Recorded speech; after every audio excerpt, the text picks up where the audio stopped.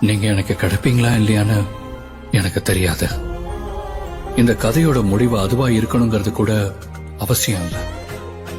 நல்ல காதலுக்கு உதாரணம் கடைசியில காதலர்கள் சேர்ந்தாங்களா இல்லையாங்கிறதுல இல்ல, காதல் அவங்களை எவ்வளவு மாத்திருச்சுன்னு தெரிய வைக்கிறது. காதல்னா நம்ம போய் சேரக்கூடிய இடம் இல்ல, பண்ண வேண்டிய பயணம். நான் தூரமா இருந்தே உங்களை பார்த்துக்கிட்டே இருப்பேன். இந்த பயணம் எப்பவுமே பண்ணிக்கிட்டே இருப்பேன். உங்க மேல காதலோட உங்க சஞ்சய். ஒரு ஆணோட காதலுக்கு சாட்சியா எப்படி ஒரு அழகு இந்த நகரத்துல இருக்கு. அவளோட ஞாபகத்தை பூரா மனசுக்குள்ளேயே சமாதி பண்ணிக்கணும்.